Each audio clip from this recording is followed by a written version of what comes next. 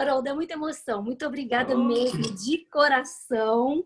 E eu obrigado. espero que o que a gente aprenda hoje, a gente possa levar para a vida toda e ensinar aos que aqui não puderam estar e aos que estão aqui encarnados, desencarnados, que a sua luz chegue até nós e para que possamos espalhar esse amor que é a nossa doutrina espírita. Que assim seja. Amém. Amém. Que assim seja. Muito bem. O Haroldo Dutra, ele é juiz de direito no estado de Minas Gerais, é espírita desde muito jovem, divulgador da doutrina espírita no Brasil e no exterior. É um estudioso de idiomas antigos e dos ensinamentos de Jesus. Ele traduziu diretamente do grego, no texto crítico em grego, os 4 evangelhos e o livro Atos dos Apóstolos. O título do livro é O Novo Testamento. É uma edição da FEB. Recentemente ele lançou um novo livro, que é E o Verbo se fez parábola. Um detalhe desse livro é que todos os direitos, os recursos obtidos da venda do livro, vai tudo para o Jardim das Oliveiras, onde o Alberto Almeida é o presidente da instituição. Alberto, que nós tivemos o prazer de ter aqui a semana passada. Verdade. Já tem lançado também os livros Parábolas de Jesus, Texto e Contexto, e 7 Minutos com Emmanuel. Haroldo, mais uma vez, obrigado. E a palavra... E tem um novo, viu, Luiz? Opa. Tem um novo, acaba de sair, um livro sobre transição planetária, nossos desafios durante a transição planetária. E eu doei os direitos autorais para o Remanso Fraterno, que é a instituição fundada pelo nosso querido Raul Teixeira. Doei os direitos autorais, então os recursos estão indo para a instituição do Raul. Nós abrimos a pré-venda e a obra acabou de chegar, tem 2 dias que chegou, né? Mas já vendeu 3.000 volumes já, graças a Deus. Então eles estão felizes, o Raul mandou uma carta emocionada, até chorei de alegria, porque as instituições estão com dificuldade, né? E de fato está uma obra gostosa, refletindo aí sobre vários temas da transição planetária, chama Despertar. Perfeito, obrigado. Eu estava ficando assim meio preocupado com a pesquisa, que não tinha sido suficiente, mas só tem 2 dias. Não, pelo amor de Deus, que isso, está bom demais. Desculpa, é bem rápido. Eu queria saber como é que está Raul Teixeira. Ele está bem? Porque a gente não tem... Está bem. Nossa, o Raul é um guerreiro. É um guerreiro. A recuperação dele é uma intervenção da espiritualidade, porque é claro que fica difícil para ele retomar com todo o vigor as funções. Mas a extensão do dano cerebral que ele teve por causa do AVC, ele conseguir falar assim, algumas palavras, conseguir se movimentar e andar, é algo de intervenção espiritual. Sim, com certeza. Realmente. Muito bom. Me alegra muito saber que ele está... A Lúcido está até psicografando, danado.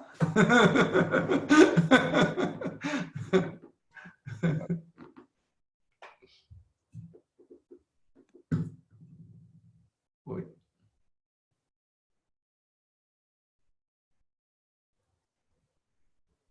Tá. Saiu o som, Luiz? Não, na verdade eu liberei para você todo o som. Tá bom. Bom, então vamos começar a falar sobre o tema. Eu queria propor para o grupo que a gente dividisse assim.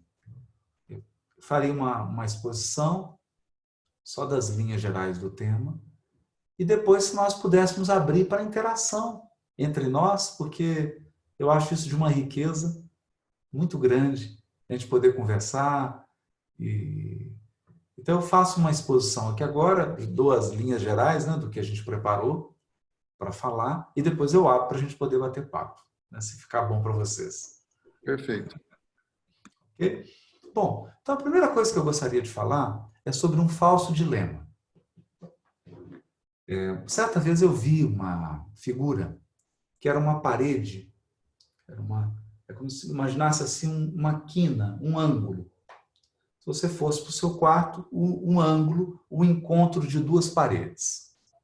Então essa pessoa, ela pegou um cilindro, como se fosse uma garrafa dessa, e chegou na quina, no encontro das 2 paredes, e projetou uma luz. uma luz daqui e uma luz daqui. Quando você faz isso, o que acontece? Em uma parede, dependendo do ângulo que você está projetando a luz, vai aparecer um círculo. E na outra parede, como você está projetando luz na lateral, vai aparecer um retângulo. A brincadeira é uma ilusão de ótica. Dependendo da luz que você lança sobre um objeto, ele é um objeto cilíndrico, você pode projetar numa das paredes um círculo e na outra parede um retângulo. A verdade é que não há um círculo, como também não há um retângulo. A figura sobre a qual nós estamos jogando luz é um cilindro. Mas, por causa desse jogo de luz, eu percebo um retângulo e um círculo. Então, aqui eu gostaria de falar que essa figura complexa, que é o cilindro, é o tríplice aspecto da doutrina espírita. Dependendo da luz que eu lanço, dependendo da abordagem que eu faço da doutrina espírita, eu posso ver projetado o aspecto científico, ou, dependendo do enfoque, dependendo da luz que eu lanço, eu vejo ressaltar o aspecto filosófico. Ou, dependendo da abordagem, dependendo da luz que eu jogo, ressalta o aspecto religioso e moral da doutrina espírita. Mas não nos enganemos. Não há como separar. Não adianta eu ir naquela figura, somar o círculo com o retângulo. A soma do círculo e do retângulo não vão dar o cilindro. O cilindro é uma figura complexa, muito mais complexa do que a soma de um retângulo com um círculo. Então, o que nós estamos querendo dizer com isso? Muitas vezes a gente ouve sobre um falso dilema. Eu devo apresentar o Espiritismo como uma ciência. Eu devo apresentar o Espiritismo como uma filosofia. Eu devo apresentar o Espiritismo como uma religião. Ocorre que o Espiritismo é uma combinação única na história da humanidade. Ele é uma figura, como diz Emmanuel no livro Consolador, uma figura complexa que nós podemos simbolizar por um triângulo de forças. Forças que se entrelaçam para formar algo que é único. Que algo único é esse? Eu tenho pela primeira vez uma investigação, eu tenho experimentos de natureza psíquica, que foram experimentos realizados com a mediunidade, ao lado de um corpo filosófico, um corpo de reflexões filosóficas, que geraram consequências morais e religiosas. A união disso é uma figura complexa que não é capaz de ser dissecada.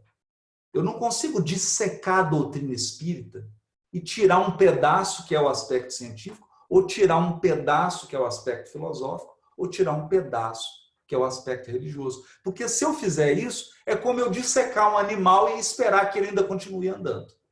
Eu matei o animal. O ser vivo é uma integração complexa das partes que o compõem. Uma integração tão complexa porque cada parte mantém relações mútuas com todas as outras. Então, eu trouxe esse tema do falso dilema porque e esse é um ponto importante, porque Paulo viveu isso. Paulo viveu isso quando teve que se deslocar de Jerusalém para falar da mensagem do Evangelho para outros povos, para outras culturas, para pessoas que não tinham o mindset, não tinham o background cultural que possibilitasse a elas compreender profundamente o que era o Evangelho. Então ele tinha a perfeita noção de que o Evangelho era algo extremamente complexo, que não se reduzia ao judaísmo, que não se reduzia a nenhuma das outras expressões religiosas ou espiritualistas dos outros povos, porque era uma expressão única.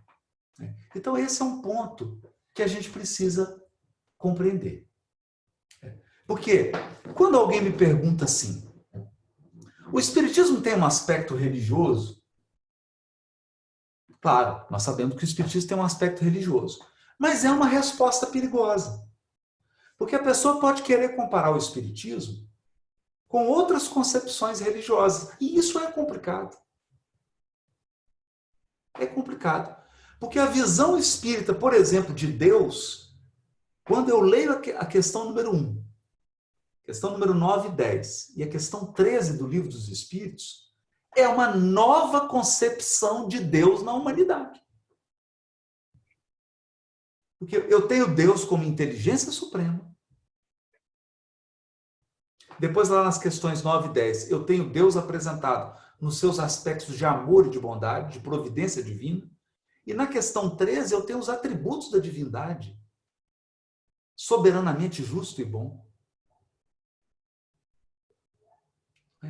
onipotente, imaterial, incorpóreo. Um Deus imaterial e incorpóreo. Então, se você diz isso, porque a maioria das pessoas ainda tem, eu acho isso muito curioso, porque você pega, por exemplo, Brian Greene, um grande físico norte-americano, escreveu O Tecido do Cosmos.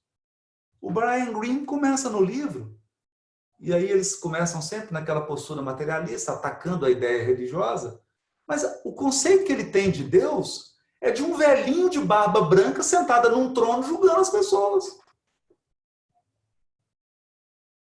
É um Papai Noel. Só falta o traje vermelho. Um velhinho sentado no trono fazendo julgamentos moralistas. Julgamentos moralistas. Não são nem julgamentos morais. São julgamentos moralistas. Que é o quê? O que é um julgamento moralista? É o que eu como, o que eu deixo de comer, o que eu visto, o que eu deixo de vestir, o que eu bebo, o que eu deixo de beber. Julgamentos moralistas. Então, é óbvio que um indivíduo físico, com a formação intelectual que esse homem tem, ele não vai conseguir conciliar o conhecimento científico dele com esse conhecimento infantil de Deus, com essa visão pueril que ele tem de Deus. Não é? Então, da mesma maneira, quando eu pronuncio o nome Jesus.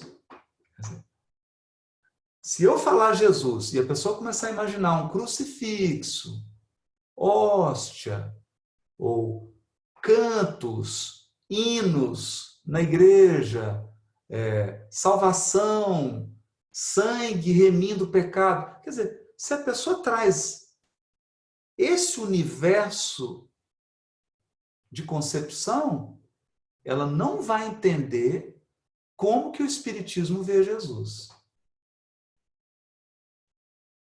Como padrão moral, como guia e modelo, como educador da humanidade, como governador do orbe, como grande CEO do mundo, do planeta Terra. Ele não vai conseguir entender isso.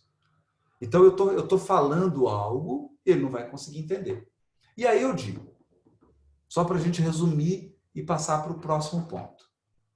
Como que eu vou explicar para alguém sobre a visão que o Espiritismo tem de Jesus, essa visão única, singular, peculiar, que levou Kardec a escrever uma obra toda dedicada a Jesus, que é o Evangelho segundo o Espiritismo, onde ele reúne apenas os aspectos morais para dizer que Jesus é um educador de almas. Ele é um formador de caracteres. Ele forma indivíduos. Ele é um modelo formador de seres humanos, de novos seres humanos, dos seres humanos de bem. Como é que eu vou explicar isso para a pessoa se eu não passar pelos aspectos da ciência espírita? mundo espiritual, perispírito, espírito, Deus, inteligência suprema, fluido cósmico. Como é que eu vou explicar sem passar por isso? Não é? E como que eu vou entrelaçar os aspectos científicos do fenômeno espírita e os aspectos religiosos se eu não fizer um mínimo de reflexão filosófica sobre os princípios espíritas? Um mínimo de filosofia espírita. Por exemplo, há 3 elementos gerais no universo: Deus, matéria e espírito.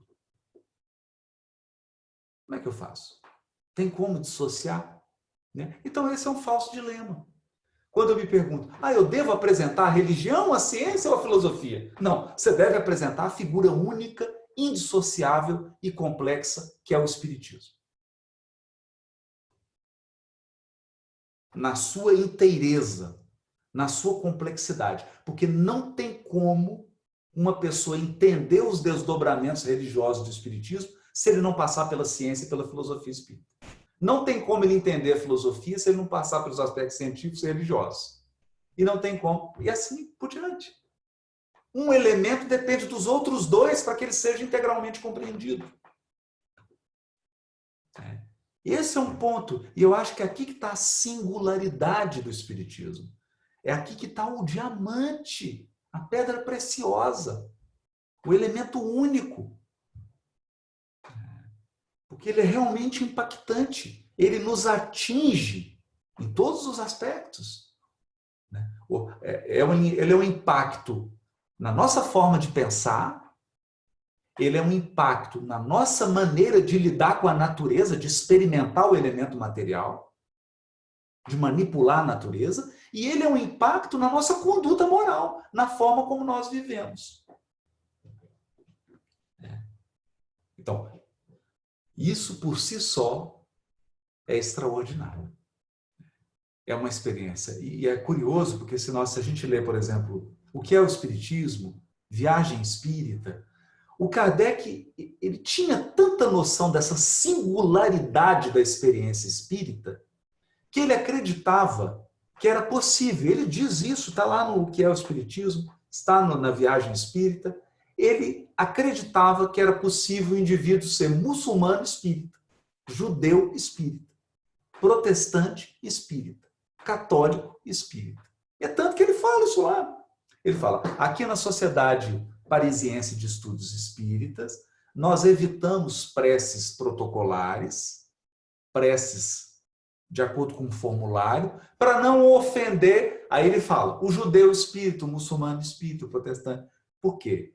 Entravam na Sociedade Espírita Parisiense pessoas das mais diversas etnias, das mais diversas culturas. Essas pessoas absorviam a doutrina, ficavam encantadas com a doutrina espírita e seguiam sendo aquilo que elas são.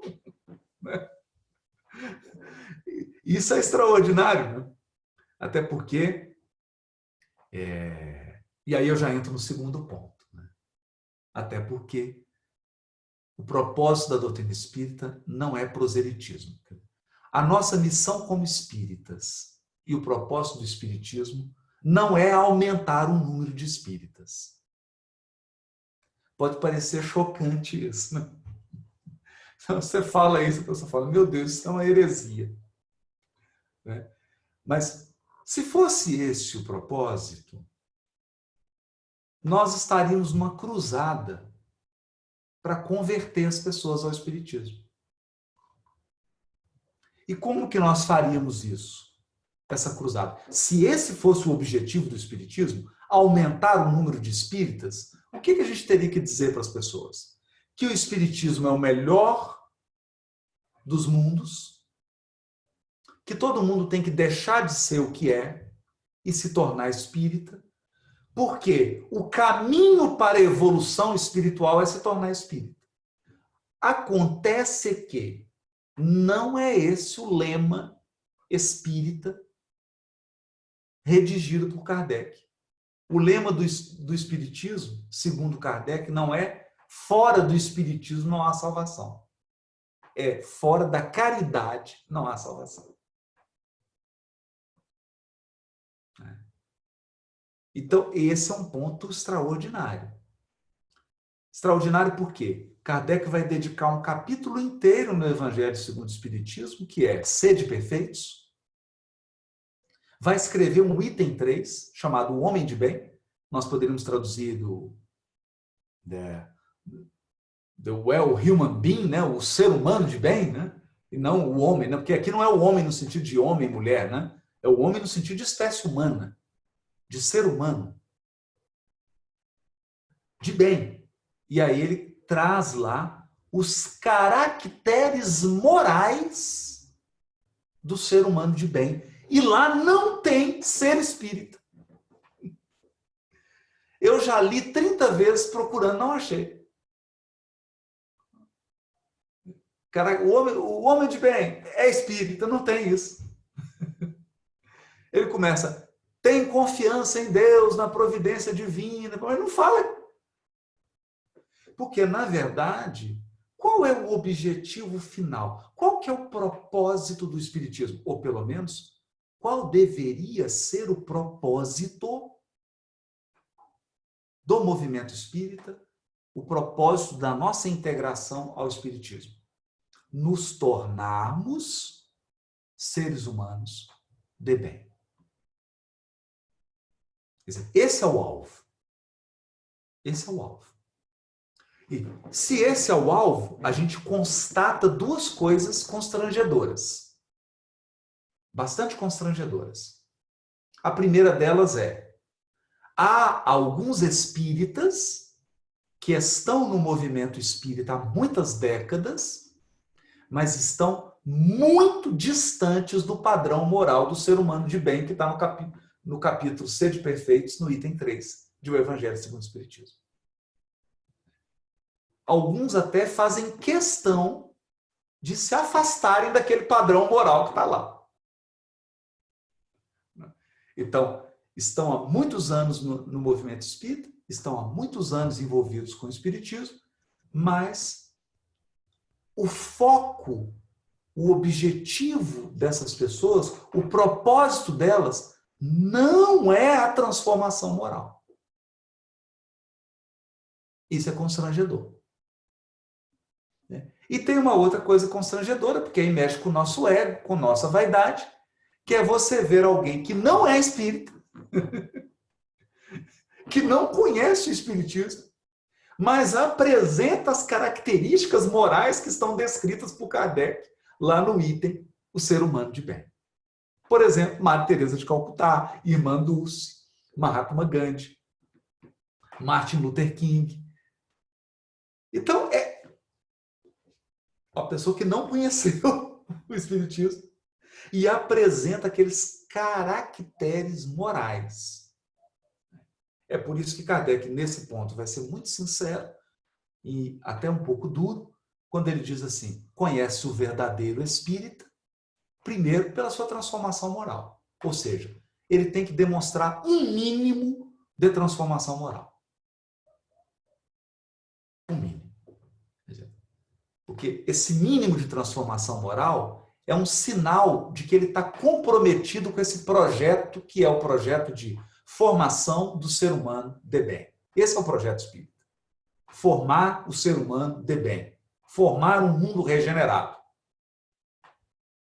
Então, com a nossa transformação moral pessoal, eu dou sinal, eu já dou uma garantia de que eu realmente estou comprometido, verdadeiramente comprometido, com os propósitos do espiritismo. Então, transformação moral. E segundo, pelos esforços que emprega para domar suas inclinações más. Porque você não precisa ser perfeito, você não precisa ser puro, você não precisa ser uma pessoa isenta de defeitos para ser espírita. Até porque, se você já for puro, for isento de defeitos, você não precisa do espiritismo. Você já atingiu o alvo. Então, você não precisa mais do caminho, porque você já atingiu o alvo, você já chegou ao resultado proposto pela doutrina espírita. Isso é muito bonito. Então, isso nos dá uma dimensão bonita, por quê? Quando eu trabalho de divulgação do espiritismo no mundo, quando eu trabalho divulgação do espiritismo no mundo, Se eu coloco como meta números de adeptos, eu posso me frustrar. Eu posso me frustrar. Porque eu estou medindo, eu estou adotando um critério para medir um trabalho que é de outra natureza. Quer dizer, nós não estamos divulgando o espiritismo no mundo para aumentar o número de adeptos espíritas. Ora, nós estamos divulgando o espiritismo no mundo para aumentar o número de seres humanos de bem. É diferente.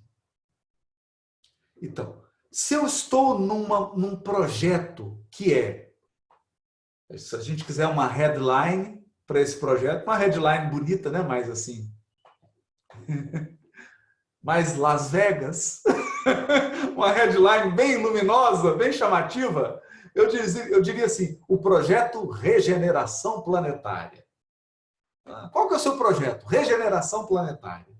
Então, no projeto Regeneração Planetária, eu não meço o sucesso pelo número de pessoas que se tornaram espíritas. Eu meço o sucesso do projeto pelo número de pessoas que se tornaram melhores. É diferente. Quanto maior o número de pessoas espiritualizadas, educadas moralmente,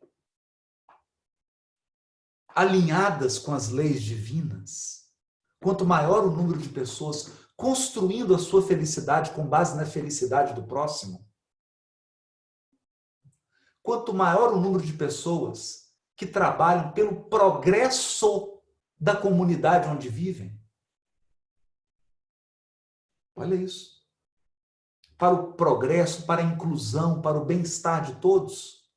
Quanto maior o número de indivíduos comprometidos com isso, maior será o sucesso do meu trabalho espírita.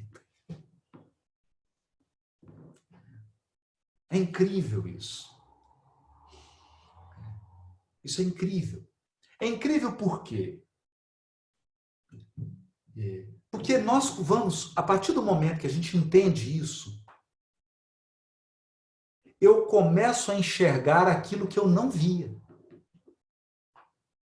Por exemplo, para mim, na minha opinião, aí agora é o Haroldo Dutra Dias, pessoa que está falando de um gosto pessoal dele. Eu vou dizer o filme espírita que eu mais gosto na vida. Quer dizer, meu filme espírita predileto. É meu gosto, aí sou eu, né? Não estou dizendo, cada um tem o seu, vou falar o meu. É um filme com Will Smith que se chama Collateral Build. Collateral Build. Ele é um publicitário que perde uma filha. E aí o filme vai narrar o drama desse publicitário que perdeu uma filha. A crise que ele entra com Deus, com a vida, com o próprio sentido da sua existência, a partir do momento que ele perde uma filha. É o filme mais forte, mais sensível, que fala do amor, da espiritualidade, da maneira, é claro, né? Também mais norte-americana possível, mas de uma beleza, de uma sutileza. É um filme que me encanta. E quando eu vejo um filme desse em Hollywood, quando eu vejo um filme desse sendo assistido no mundo inteiro, eu penso assim, nós estamos cumprindo o nosso papel de divulgação dos ideais espíritas. Estamos cumprindo. Realmente, o projeto Regeneração da Terra está dando passos seguros e largos em direção ao mundo regenerado. É isso. Porque pensar ao contrário disso é criar uma expectativa de que a nossa missão é encher casas espíritas. Não é? E aí, foi me pedido, por exemplo, para usar como modelo Paulo de Tarso. Todas as igrejas que Paulo fundou, porque é bonito, é interessante isso, né? A gente lê Paulo Estevam, lê e fala, nossa, Paulo fundou uma igreja. Aí as pessoas acreditam que o Paulo foi lá e fundou uma igreja com 400, 500 pessoas. Todas as igrejas que Paulo fundou foram igrejas familiares com 4, 5 pessoas. 4, 5 pessoas. Quando enchia, tinha umas 15.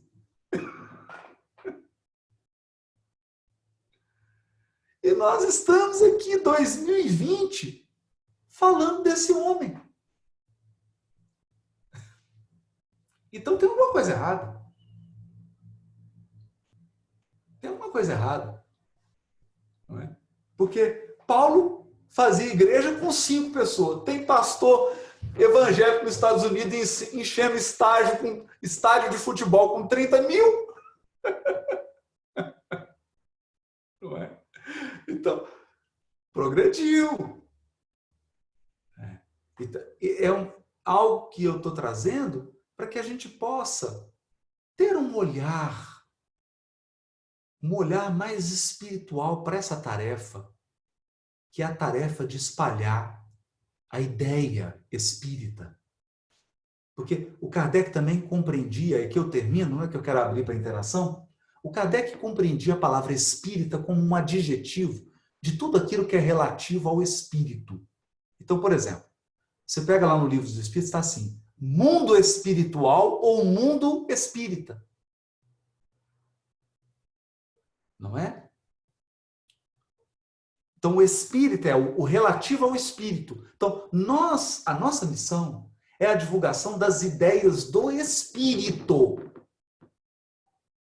Quer dizer, a existência de um Deus único, inteligência suprema, causa primária de todas as coisas, soberanamente justo e bom, imaterial, incorpóreo, a existência de um espírito imortal, a existência de uma lei divina de consequências, de ação e reação, a existência da reencarnação, a existência das famílias espirituais, a existência do processo evolutivo, do progresso moral. Essas são as ideias dos espíritos. É nisso que os espíritos acreditam, porque isso é a verdade. Eles testemunham isso, eles veem isso com os próprios olhos. São essas ideias que têm que ser divulgadas. A nossa casa espírita é o nosso local de convivência, de troca de estratégia, de abastecimento da nossa alma, de exercício do nosso espírito, de educação pessoal. É o local onde a gente recarrega as baterias.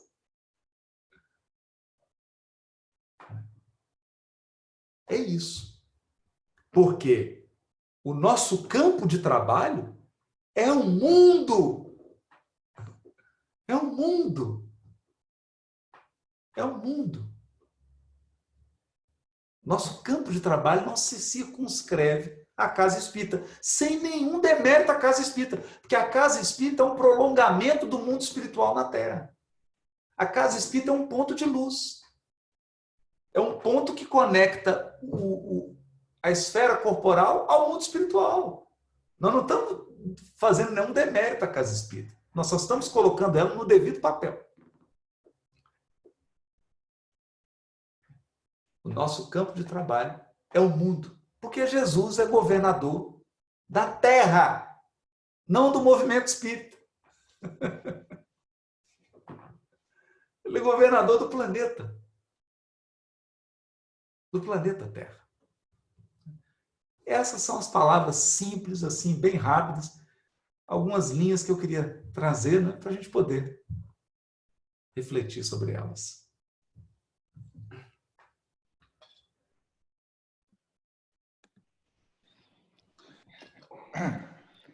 A gente, às vezes, avalia a coisa por um ângulo, por outro. Que nem a história da garrafa que você falou.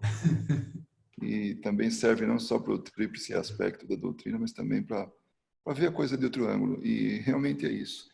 Eu lembrei, quando você falava sobre a Madre Teresa de Calcutá, que ela queria encontrar Deus e não encontrava dentro do convento que ela estava. E ela disse, encontrou fora do convento, na pobreza, na caridade, naquela miséria toda. Nós temos a Suelen, que gostaria de fazer uma pergunta. Pois não. Olá, é um prazer enorme, Haroldo, ter você aqui com a gente. Ô, Sueli, prazer. Mas é o Thiago, meu namorado, que vai fazer a pergunta, não sou eu. Ô, Thiago, tudo bem? Que ótimo. Muito legal conhecer você um pouquinho mais pertinho, assim. Acredito eu, como todo mundo aqui, somos seguidores seus das palestras do YouTube, no Instagram, Que bom. e realmente ajudam bastante a gente. Com relação ao começo da sua oratória, falando que a gente não pode dissecar o espiritismo, separando filosofia, ciência, me veio uma coisa na minha cabeça e uma dificuldade pessoal. Eu espero que você possa me ajudar. Eu tenho muita dificuldade porque existe quase que um mito no movimento espírita que espírita gosta de sofrer. Verdade. Que o espírita adora uma dificuldade, uma dor. E eu sinto muita dificuldade para explicar para uma pessoa que não tem o conhecimento da doutrina, me sinto até um pouco frio de falar, sobre dificuldades, sobre dores, né? Então, primeira pergunta é, se é que é possível explicar para uma pessoa não conhecedora da doutrina a perca que, no meu ponto de vista, é uma perca maior que uma pessoa pode ter, que é uma mãe perder um filho. Sim. Como é que você explicaria isso para uma pessoa que não é conhecedora da doutrina, se é que é possível? Muito obrigado. Assim, Thiago, a gente precisa ter uma sensibilidade, por isso que eu citei o filme Collateral Beauty, com o Will Smith. Porque tem uma cena no filme, eu vou dar um spoiler aqui, mas é um spoiler não comprometedor, para quem não assistiu. Tem um momento no filme que ele chega para o psicólogo e ele fala assim, parece que tem alguma coisa quebrada na minha cabeça. E aí a psicóloga fala com ele assim, é claro, você perdeu uma filha. Isso não vai mudar. É claro. Então, esse jeito bem norte-americano mesmo, né? Não, tá quebrado mesmo. Né? Tá quebrado mesmo. E não vai. Então, eu acho que é importante a gente compreender algo. Perder um filho, mesmo que você seja médium, e você veja o seu filho todo dia em espírito aparecendo, conversando com você, a dor é a mesma. Não vai deixar de doer. Então, esse é um ponto que a gente tem que evitar fazer, que é confundir consolação com fantasia. Então, o aspecto consolador do Espiritismo não é porque ele tira a dor.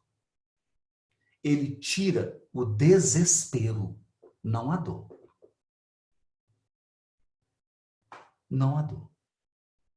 Então, e isso era uma coisa que o Chico, por exemplo, o Chico estava o tempo todo naquelas cartas de mãe, né? Aquele trabalho difícil, né? Recebendo mães e mães e mães. E ele dizia isso. Ele dizia assim, a saudade é uma dor nos dois planos da vida. Olha isso. Então, o que ele queria dizer? Do mesmo jeito que está doendo em você, que está aqui encarnado, está doendo em quem foi. Então, a dor, ela permanece. Qual que é o aspecto consolador? Tira o desespero. Ele tira o desespero porque ele diz assim, e é aqui que eu acho que está o aspecto extraordinário. Mãe, e é incrível isso, viu? Eu estou te falando isso aqui, que eu já tive experiências assim, inúmeras. Está na fila do autógrafo, chegar uma pessoa e falar assim, Haroldo, eu perdi no mesmo acidente meu marido e minhas 2 filhas. E eu vim aqui te agradecer porque suas palestras salvaram a minha vida. Aí eu tive vontade de falar assim, nossa, você tinha que estar fazendo palestra e eu ouvindo. Não é? Mas o que eu entendi? A gente tira o desespero dizendo, escuta, vai doer até o dia que vocês reencontrarem. Mas 2 coisas eu aprendi. Primeiro, essa vida aqui é temporária, porque a verdadeira é espiritual. Nós saímos de lá em momentos desiguais, em momentos que não coincidem, e vamos voltar para lá em momentos que não coincidem. É isso. Então, porque o que o Livro dos Espíritos fala é das vicissitudes da vida corporal, e a gente não leva isso a sério. Está lá no qual o objetivo da encarnação. Lá no Livro dos Espíritos, Kardec pergunta qual é o objetivo da encarnação. O espírito não podia evoluir lá no mundo espiritual? Aí os espíritos respondem, não, é necessário passar pelas vicissitudes da vida corporal. O que é vicissitudes da vida corporal? Primeiro, nascer. Porque é doloroso pra caramba. Vamos combinar. Nascer é um negócio que é complicado. Morrer. Nascer e morrer. Agora, outra dor que nos dias de hoje é uma dor maior do que nascer e morrer. Envelhecer. As pessoas não estão lidando bem com isso. Adoecer. Perder alguém. Essas são as dores que vêm inclusas no pacote. É all inclusive. Já está no pacote da encarnação. Então, consolar é dizer para as pessoas, olha, isso faz parte. Vamos levantar a cabeça, porque isso aí faz parte de estar encarnado. Eu aprendi que estar encarnado é passar por isso. Tá, inclusive. Aí você dá uma outra perspectiva que não é fantasista. Né? Que é a perspectiva. Vamos com dor. Nós vamos caminhar com dor mesmo. Essa dor está no pacote. O desespero não. Porque ao contrário daquele que vê o ente querido morto, imagina que acabou tudo, a gente vê, sente a mesma dor, vai doer do mesmo jeito, mas a gente sabe que não acabou. É isso. Né? Agora, quanto à questão da dor, né, que você fala que o espiritismo cultivando a dor, né, eu acho que isso é uma coisa importante da gente corrigir isso. Porque a maioria de nós acredita que encarnou para resgatar. Olha, isso é uma meia-verdade. Uma meia-verdade. Nós encarnamos para resgatar, mas também para reconstruir. Porque só existe resgate naquele que construiu mal. Então, não adianta só resgatar. Eu tenho que aprender a construir bem. Percebe o que eu estou querendo? Quer dizer, eu construí um projeto de felicidade porque eu acreditava que para eu ser feliz alguém tinha que chorar.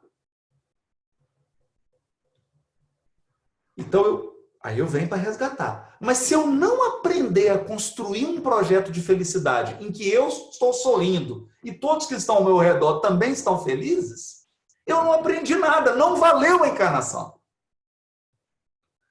Se você tiver uma encarnação em que você só resgatou, você perdeu metade da encarnação. Porque, beleza, você resgatou, maravilha. Mas você não aprendeu a construir. Significa que você vai cometer os mesmos erros. Encarnação seguinte ou na outra, você está você resgatando de novo. Aí vira um ciclo vicioso. Então, eu acho que a gente precisa começar a dar um enfoque nas nossas falas, no enfoque que a doutrina espírita nos ensina a escolher bem, a usar o livre-arbítrio com inteligência, a ser feliz com inteligência. Significa, seja feliz sem precisar resgatar na próxima. Não é? Poxa, dá para você ser próspero, dá para você ser feliz sem prejudicar ninguém. Agora, É claro que isso aí vai exigir muita inteligência, muita estratégia, muita sabedoria, muito autodomínio, e isso nós temos que treinar. Então, é uma visão mais proativa, né, do conteúdo espírita. Não vem aqui só para resgatar. Um percentual é para resgatar. O outro percentual é aprender a construir felicidade de direito. Aprender a ser feliz, de acordo com as leis divinas. Porque o nosso destino são mundos ditosos e depois mundos celestes.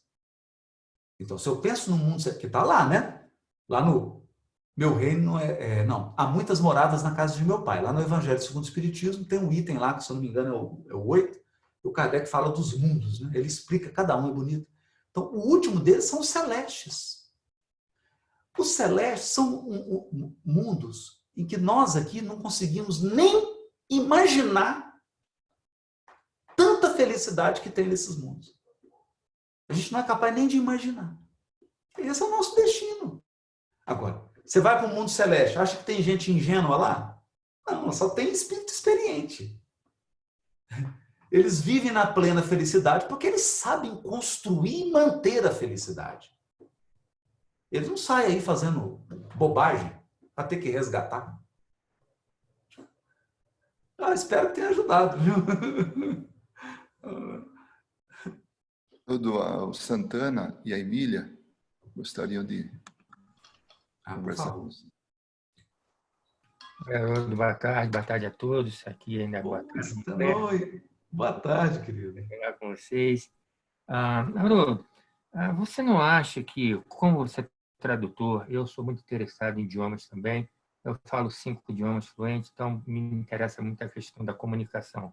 Não acha que as obras de Kardec, escritas no século XVIII, deveriam ou poderiam ser adaptadas para o século XX, para melhor entendimento, principalmente pelos jovens de hoje? Eu digo isso porque observei que aqui nos Estados Unidos existem muito poucos jovens nas casas espíritas. Então, eu diria... opinião sobre isso. Santana, eu vou fazer uma reflexão. E você tocou num ponto que é fantástico.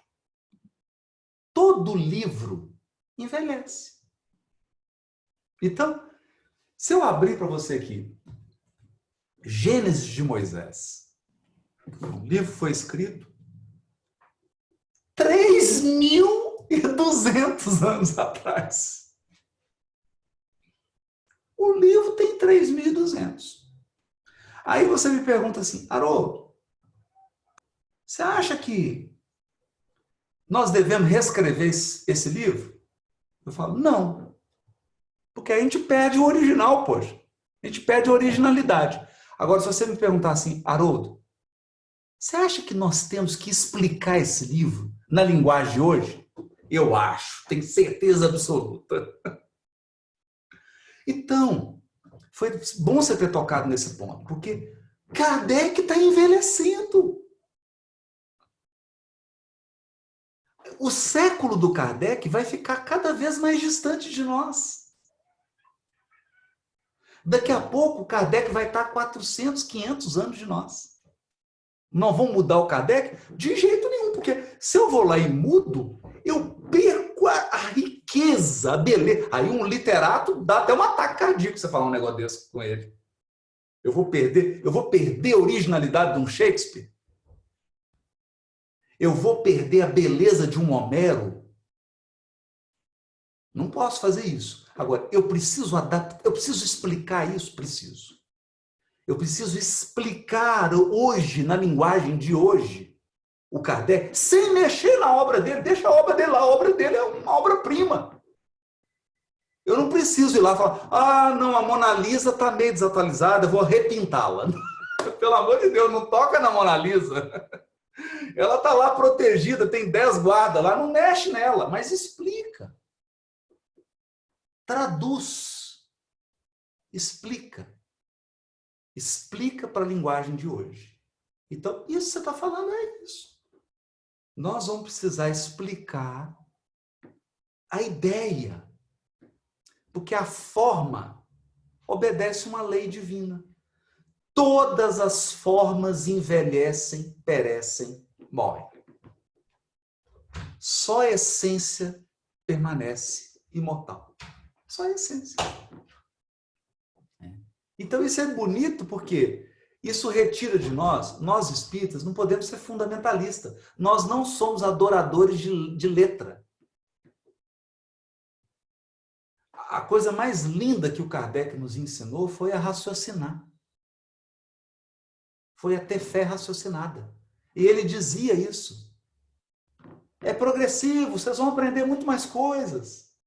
Eu estou dando a base, os alicerces, vocês vão longe.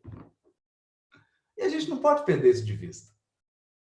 Respeitando a beleza, respeitando a obra-prima que ele fez. Eu não vou tocar, não vou lá adulterar a obra-prima dele, mas eu preciso redizê-la. Isso sim. Com certeza.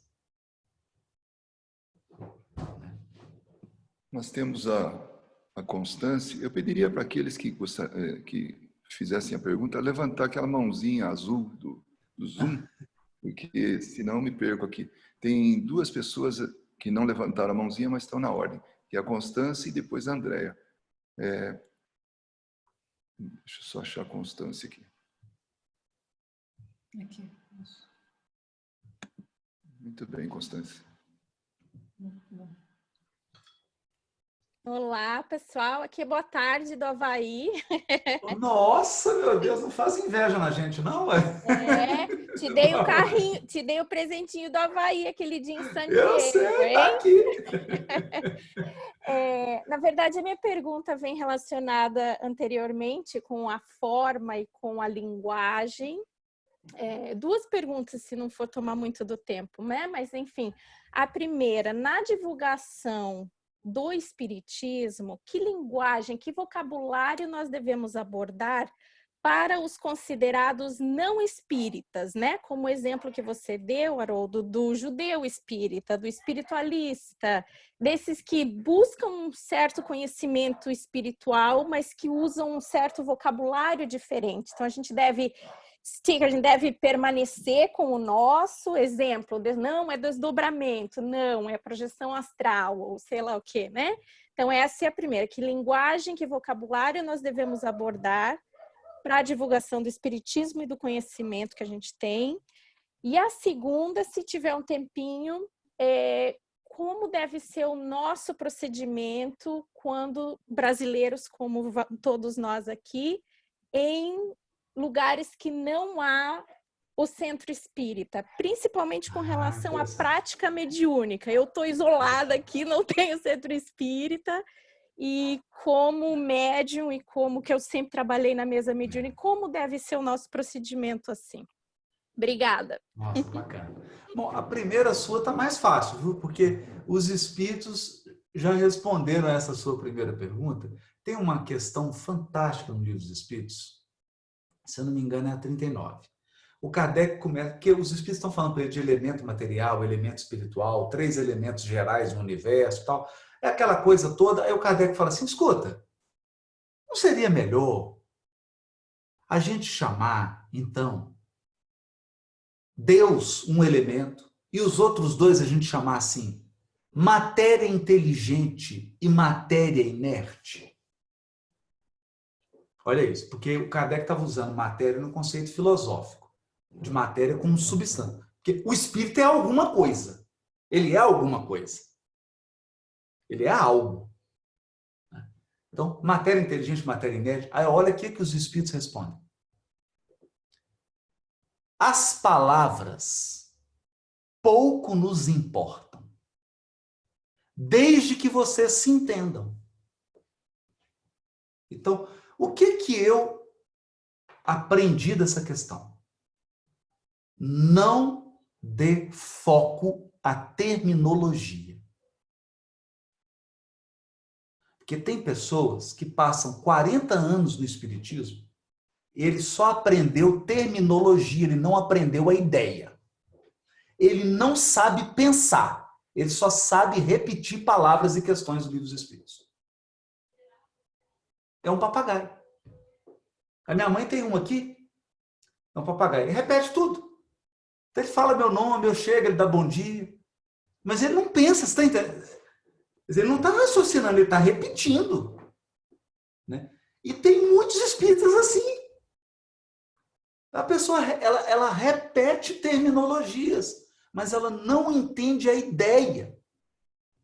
Então, o que a pessoa tem que entender? A pessoa, mas é viagem astral. Eu falo, meu amigo, eu aprendi de um jeito mais simples. Sabe o que eu aprendi? Que o espírito não está circunscrito ao corpo. Então, que ele pode se afastar do corpo. Agora, você pode dar o nome que você quiser. Porque aí no Havaí vão dar um nome, na Alemanha vão dar outro, na Coreia vão dar outro, lá em Dubai vão dar outro. Cada lugar vai dar um nome. O importante é você compreender a ideia, porque a ideia é única. A ideia é única. O corpo adormece, o espírito se afasta do corpo. E tem experiências no mundo original dele. Agora dá o nome que você quiser. Dá um nome havaiano aí. O importante é a ideia. Por isso nós temos que ensinar a ideia, não terminologias. Porque nós queremos formar pessoas que pensem, não pessoas que repitam conceitos. Né? Com relação ao que você falou aí, da prática mediúnica, se você está sozinha e não tem um grupo, eu acho muito difícil. Muito difícil por quê? Porque eu preciso de um grupo mínimo para ter uma prática mediúnica. É vital, é fundamental que o médium tenha um coordenador da reunião, alguém que coordene o transe mediúnico dele. Você fazer o transe mediúnico sem ter ninguém te assistindo, te amparando, é perigoso. Não é aconselhável. Porque, e não é assim, não estou pondo medo, não. Eu estou dizendo assim, manifesta um espírito que precisa de um esclarecimento. Quem que vai esclarecer? Você está fazendo a psicofonia, quem que vai conversar com o espírito? Não tem jeito. Então eu falo, é importantíssimo. A ideia de uma equipe mediúnica, que às vezes é mal compreendida, eu a minha vida inteira fui dialogador. 35 anos de reunião mediúnica, sempre como dialogador. E eu, graças a Deus, uma das coisas que os médiuns, todos com quem eu trabalhei, me disseram. Eu disse, nossa, Haroldo, eu sinto tanta confiança de entrar no trânsito mediúnico, você dialogando, que a pessoa se sentia segura. Ela podia deixar, sabe? Relaxar. Porque sabia que eu ia conduzir, não ia brigar com o espírito, não ia ofender, ia falar com todo carinho, ia conversar, aquilo ia... Ela se sentia amparada, se começasse a entrar em risco, eu iria interromper o transe. Então ela se sentia segura. Isso é muito importante. Né? E eu acho isso muito importante. Então, a sugestão é assim,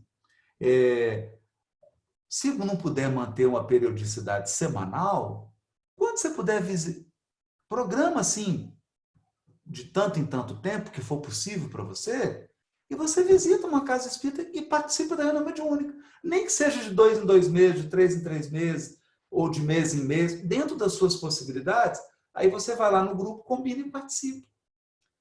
É uma maneira, até que você tenha um grupo aí no Havaí, né? Que bacana, que te dê condição de fazer uma reunião mediúnica, que você tenha um dialogador, tenha uma equipe de pessoas que ficam dando sustentação. Isso é muito importante.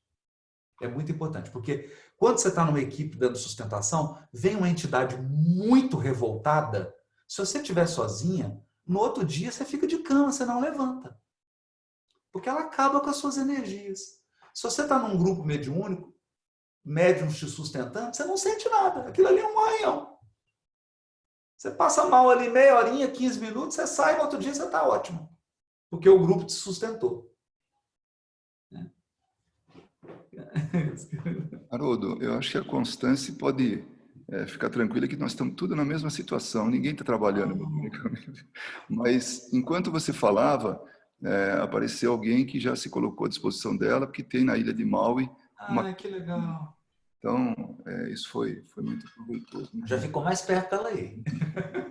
A Andrea Bures vai falar agora. Obrigada. Obrigada, Haroldo. Sabemos que está muito tarde aí e sabemos também que a sua agenda é cheia, então a gente agradece muito os seus esclarecimentos. Obrigado, André. Que isso, meu Deus. Eu fiquei muito surpresa pelo início dos seus comentários sobre como você foi esclarecer em relação à divulgação da doutrina espírita aqui. E, assim, no Brasil, a gente tem aquelas casas espíritas grandes que têm o atendimento de doentes físicos, né, e também com problemas de obsessão e etc.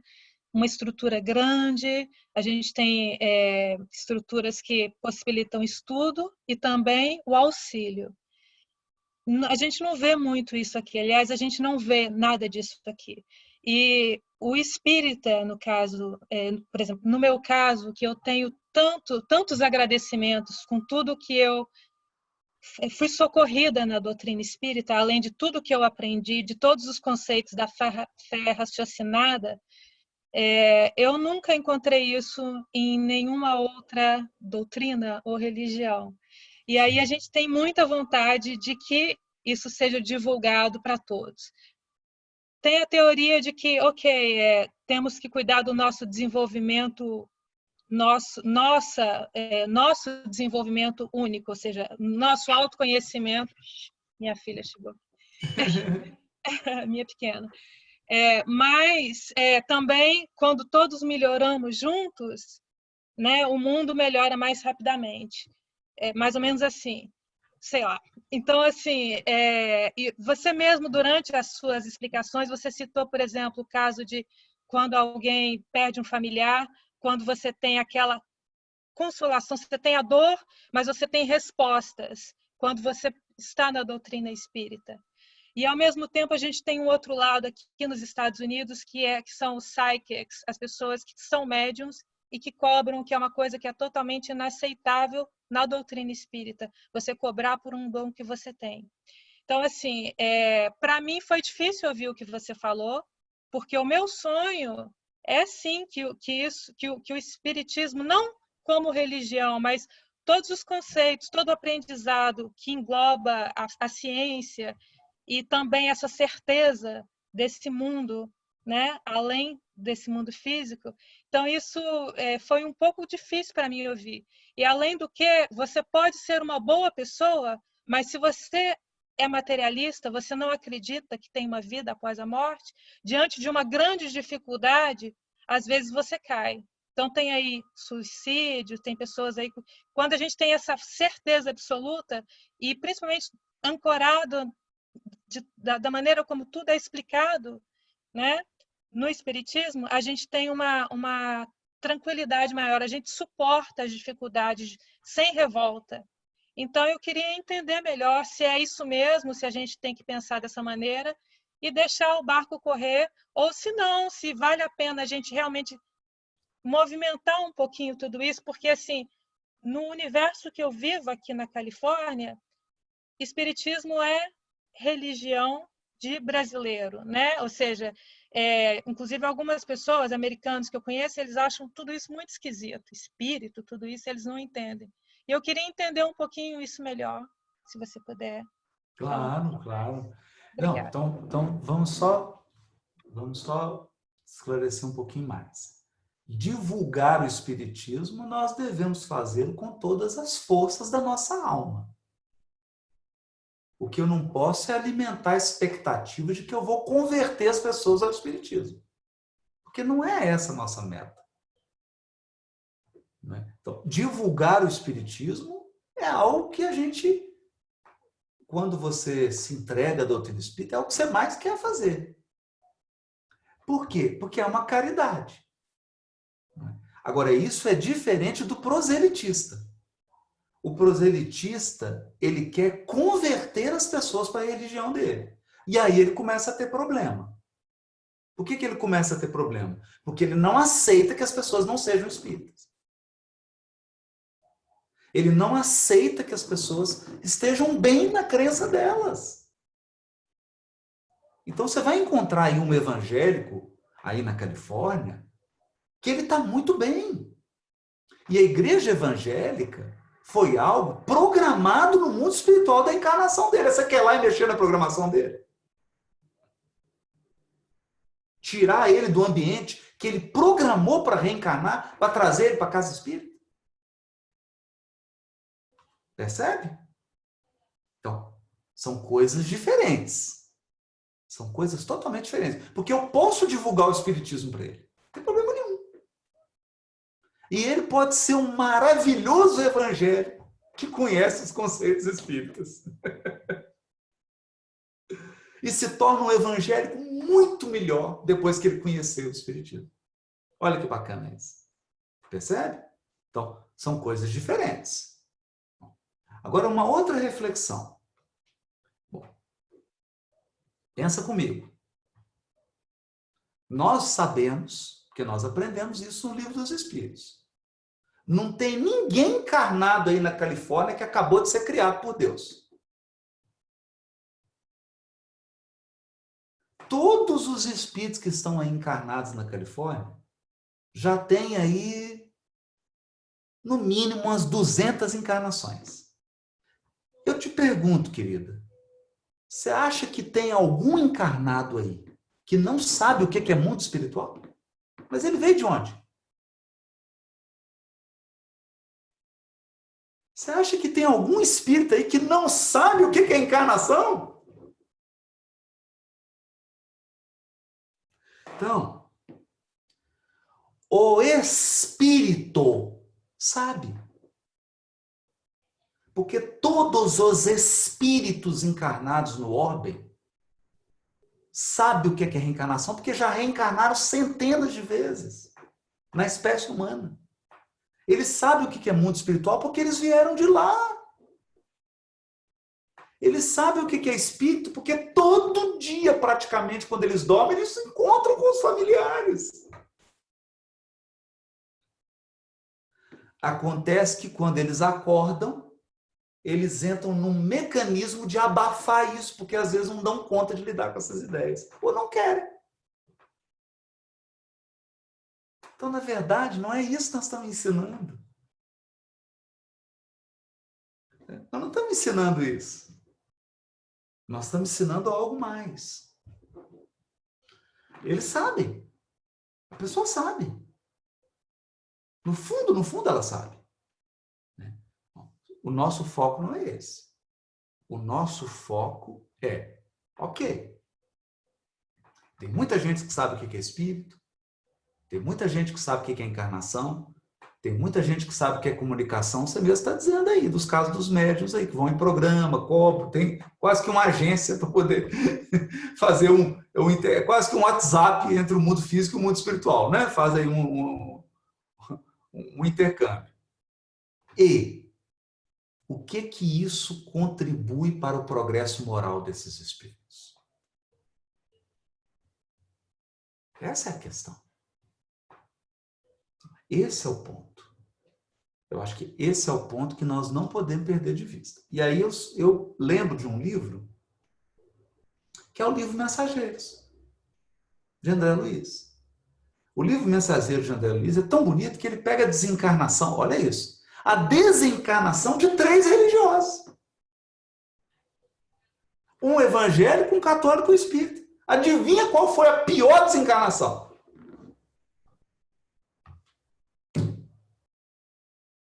Qual que desencarnou em pior estado? O espírita. O espírita. Por quê? Porque ele acumulou uma quantidade de conhecimento intelectual, mas ele não transformou isso em qualidade de vida. Qualidade de vida. Então, hoje, eu sempre hoje eu procuro olhar para a minha vida e falar assim, que fazer de especial, Haroldo? Que tipo de qualidade de vida você incorporou com o seu conhecimento espírita? Porque essa é a verdade, querido. Então, eu te falo isso porque eu estou acostumado com o diálogo interreligioso, então eu convivo muito com evangélicos, pastores, freiras, padres. Eu conheço padres e freiras 100 vezes mais espíritas do que dirigentes de instituição aqui no Brasil. A qualidade de vida dessas pessoas é 100 vezes melhor do que dirigente de federação. Dirigente de federação que está envolvido com briga de poder, está fazendo fofoca, julgando o outro, criticando, fazendo jogada política para assumir cargo em instituição, denegrindo a imagem do outro, está se complicando. Aí vejo uma freira, minha amiga, ela está lá orando, atendendo a comunidade carente. Qual que você acha que vai desencarnar melhor? Então é o que eu falo. Por isso que um diretor da Federação Espírita Brasileira, chamado Frederic Figner, escreveu o livro Voltei. O livro Voltei. Ele desencarnou em situação dificílima. E aí ele vem contar para a gente isso. Porque ele não transformou o conhecimento que ele tinha em qualidade de vida. Então, é nisso que nós estamos dizendo, entendeu? Então, a gente tem que divulgar, meu Deus do céu, divulgar, só tem que lembrar de uma coisa, do que Francisco de Assis falou para os freis franciscanos, quando mandou eles se espalharem pela Itália para divulgar o cristianismo. Ele disse assim: meus irmãos, ide pelos caminhos e divulgai o evangelho. E, se for necessário, falem alguma coisa. É isso. Então, divulga o Espiritismo com todas as forças da sua alma. Com todas as forças da sua alma. E, se for necessário, você fala alguma coisa. Porque as pessoas vão olhar para a sua vida. Elas vão olhar e falar: nossa, mas que pessoa diferente. Nossa, deixa eu me aproximar. Então, é a força da nossa vida que divulga a ideia espírita. É a qualidade da nossa vida. Esse é o grande impacto mesmo, né? Que vai ajudar as pessoas. Não porque ele vai deixar o lugar, porque ele não pode, você entende? Porque ele encarnou, ele está lá na igreja evangélica, porque lá está aquele inimigo do passado que ele prejudicou, ele está lá, ele tem que resgatar. Lá está um cheio de vínculos, você vai tirar ele de lá. Ele tem que ficar lá. Agora, se ele puder aprender um pouquinho da doutrina espírita, ajuda. Vai ajudar demais. Espero que tenha ficado mais claro. O Tavares gostaria de falar com você. Tem uma fila relativamente grande aí, mas eu acho que não vai dar para atender todo mundo. Mas vamos até onde der.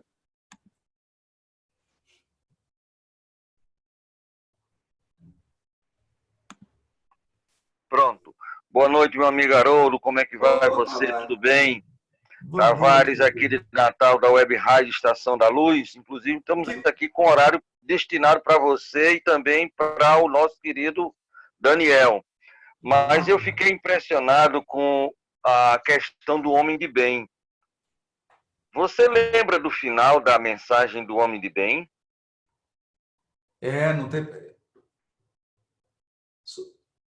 Ela diz assim: aqui não estão reunidos todos os padrões, mas os primeiros. Isso. Se tudo aquilo ali ainda não é o total, é muita batalha para ser um homem de bem ainda, né?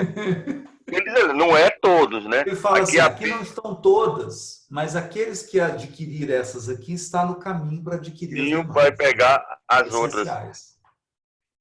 Então é muito interessante essa mensagem que você trouxe do homem de bem. Mas a minha pergunta é justamente sobre a questão do espiritismo fora do país. Nós fizemos uma entrevista com a Vanessa Aceoli, e da Rádio Kardec Rádio, aí de Washington, e ela nos falou justamente dessa grande dificuldade do espiritismo feito por brasileiro nos Estados Unidos mas onde a língua-mãe norte-americana muitas vezes não é falada.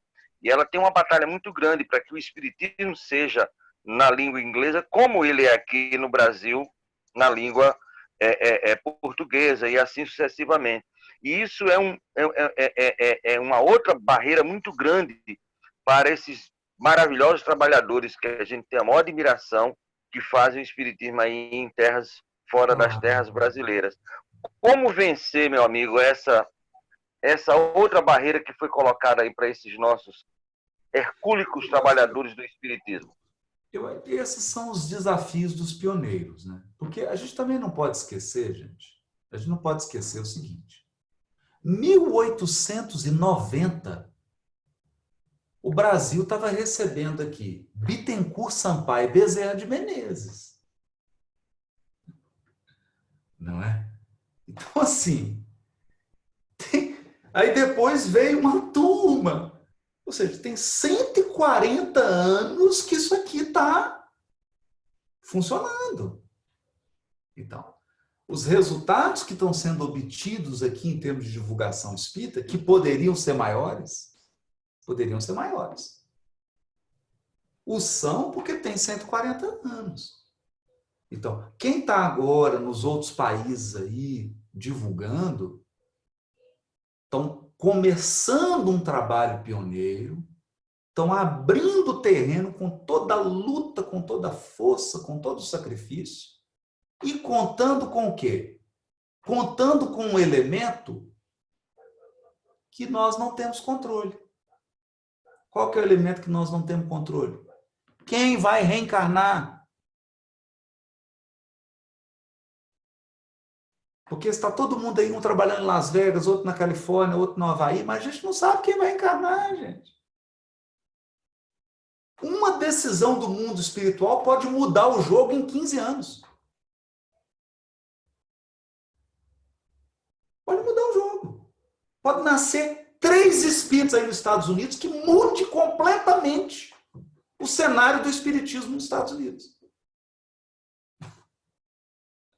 Ora, isso está no controle dos espíritas encarnados? Não. Não está. Não está.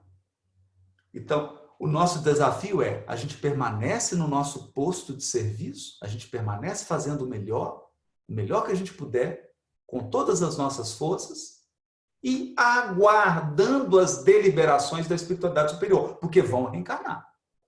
Vão reencarnar. Porque isso está em todas as mensagens. Mensagem da Dona Ivone Pereira do Amaral, mensagem de livro do Chico, mensagem de livro do Divaldo. Isso está profetizado já, literalmente. Haverá uma encarnação em massa de espíritos superiores. E eu digo o seguinte, querido.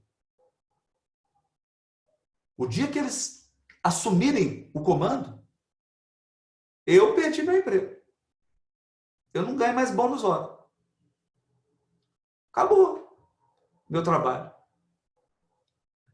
Porque na hora que essa turma chegar e assumir as posições, então nós temos que agradecer a Deus e fazer o nosso melhor, a nossa chance agora, preparar o caminho para eles.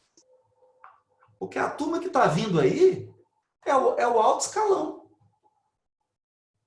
São espíritos superiores. Superiores. Isso está escrito lá no Brasil, Coração do Mundo, Pátria do Evangelho, por exemplo. E o Divaldo já cansou de falar isso, mas está escrito, o Chico psicografou isso lá. Um dos espíritos que vai encarnar é Francisco de Assis. Agora, o dia que esse espírito se corporificar na Terra, e aí? Virou o jogo. Virou a chave.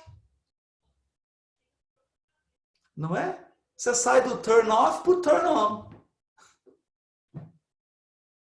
Então, a gente tem que ter paciência e humildade. Vamos fazer nosso trabalho, fazer o nosso melhor, aprender a falar o inglês, vamos divulgando, preparando o caminho, pavimentando para quando eles chegarem. E aí nós vamos assistir a algo que os nossos olhos vão ficar espantados. Nós temos espaço para uma pergunta mais, e é da Samantha.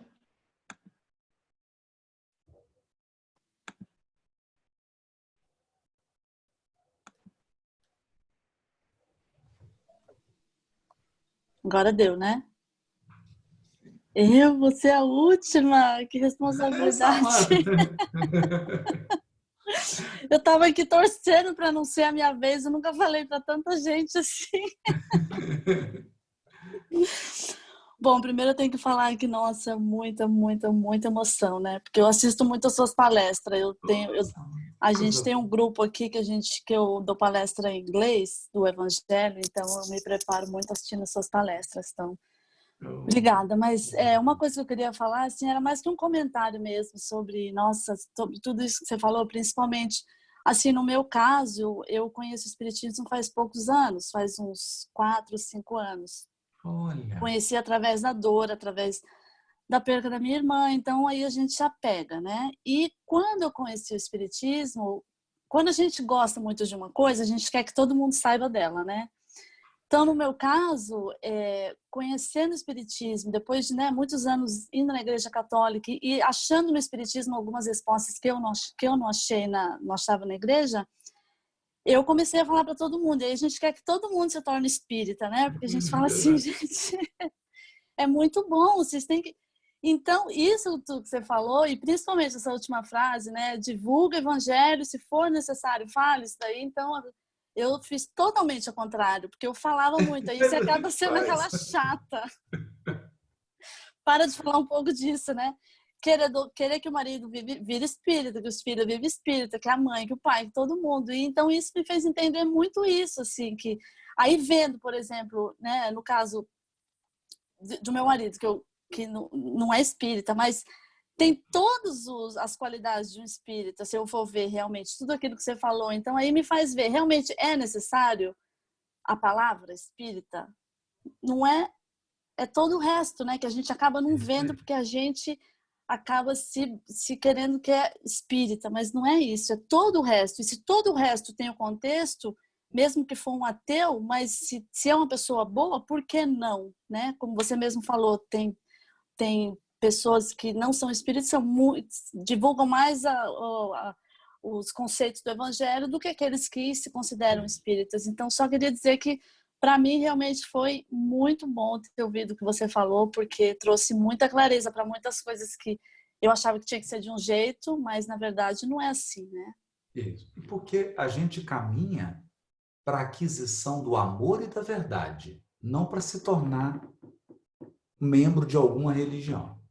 Não é o movimento espírita, a possibilidade de ser espírita, é o instrumento que nós temos no presente momento histórico para que a gente possa adquirir o amor e a verdade.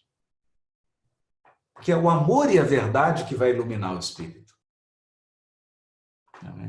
Então, isso é importante, porque senão, eu vou fazer uma pergunta assim.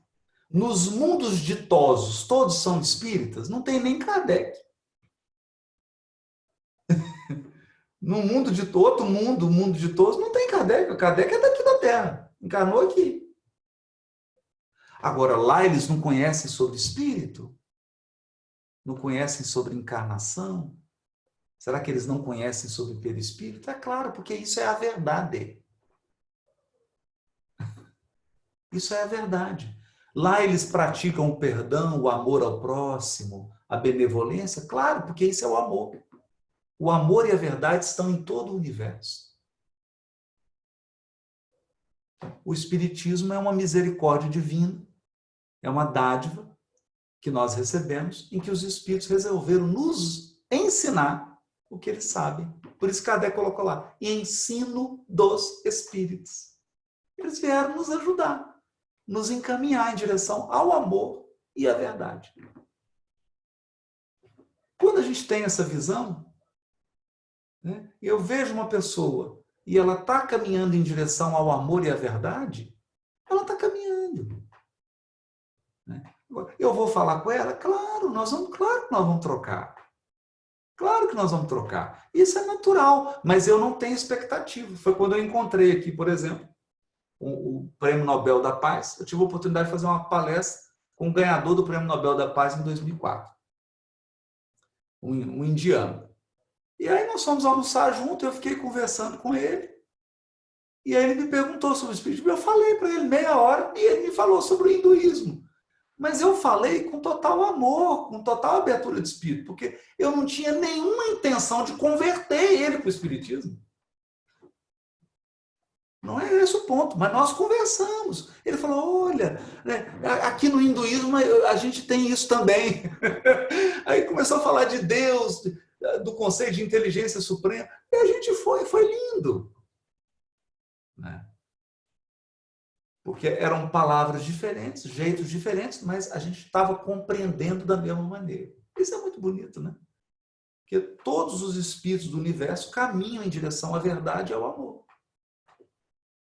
É isso. Importante a gente não perder isso de vista, né? Querido Haroldo, você sabe que é querido, né? Então, eu me coloco aqui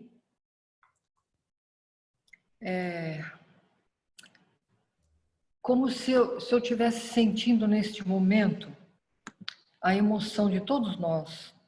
Como ninguém mais vai poder falar, eu gostaria de falar em nome de todos. Obrigado. E eu espero que você sinta realmente a emoção que está em todos nós e o nosso agradecimento. Todos que aqui estamos, com certeza, estão extasiados pelas lições que nós recebemos.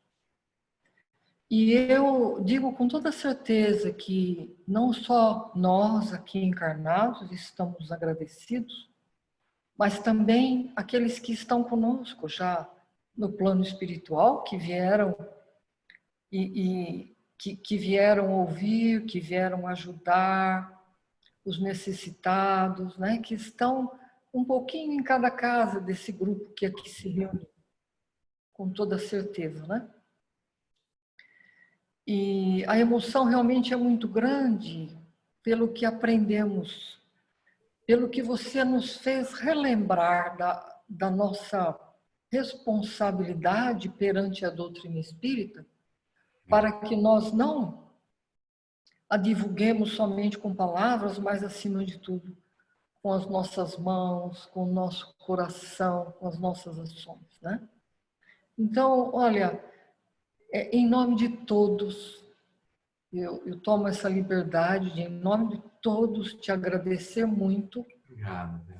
E dizer a você, de todo o coração, que você é muito amado pelo que você faz por todos os espíritas do mundo, por não só espíritas, mas também todos aqueles que conhecem Jesus e te procuram pelo aquilo que você divulga do nosso mestre, né? E então, em nome de todos, o nosso muito obrigado. E além do mais, eu queria dizer a você que, com toda certeza, você está e estará sempre nas nossas preces, para que você possa continuar. O nosso Isso aí é o mais importante. Muito obrigada mesmo. Viu? Obrigado, Vera. Muito obrigado. Um beijo enorme. Um beijo para todos. Fiquem com Deus, que alegria imensa. Nós vamos encerrar com a prece. Vamos chamar a nossa querida Carol para que ela possa fazer esse final, né? Sem isso a gente não se sente tão bem, né? Algo assim. Muito obrigada. Bom, acho que todo mundo já te agradeceu, mas sinta-se abraçado por todos nós, viu, Haroldo? Que Jesus te abençoe sempre. Você também, querida. Obrigado. E então eu queria convidar todo mundo, né, para a gente poder fechar os nossos olhos, para que possamos encerrar essa noite de hoje, onde estamos com os nossos corações conectados em uma causa maior, que possamos elevar o nosso pensamento ao alto, agradecendo ao nosso amado Mestre Jesus.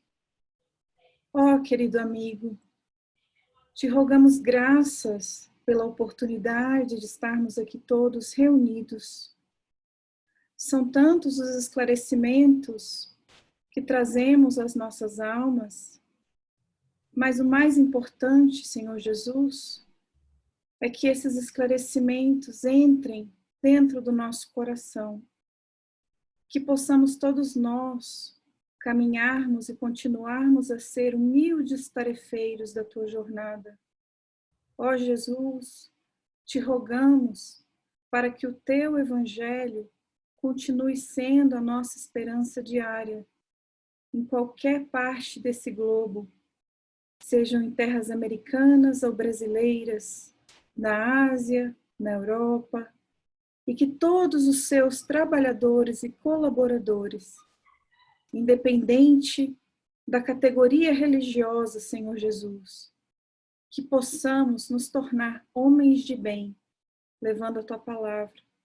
E agradecemos as palavras do nosso querido Haroldo, que trouxe para nós esse tempinho para nos alegrar com essas elucidações e que possamos caminhar, Jesus, unidos pela causa maior, que é amar a Deus sobre todas as coisas, ao próximo como a ti mesmo, e praticando a caridade e o perdão por onde andemos. Ilumine as nossas casas, os nossos trabalhos, os nossos caminhos. Abençoe a cada um que aqui está, Senhor Jesus, os seus lares, os seus familiares, os entes queridos. E também agradecemos a presença de todos os nossos amigos, encarnados e desencarnados, que assistirão depois essa palestra online, e aos que estão conosco. E que possamos, Jesus, manter viva essa fé de continuar nessa caminhada. E que assim seja, graças a Deus.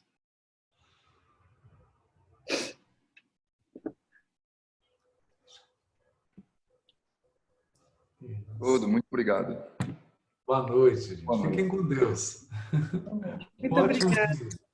Tchau. Boa noite, obrigada. Boa noite, obrigado, Haroldo. Obrigada. Tchau. Muito obrigada. Obrigada, boa noite. Boa noite, obrigada. Valeu, meu amigo Luiz. Boa noite. Você é demais. Obrigadão. Obrigado, Luiz e Vera. Um abraço para vocês aí. Foi muito bom. Obrigado, Daniel. Muito obrigado. Tá bom. Livramento. A gente se encontra, viu? Quarta-feira. Gratidão. Tchau, Luiz, Vera. Obrigada. Tchau.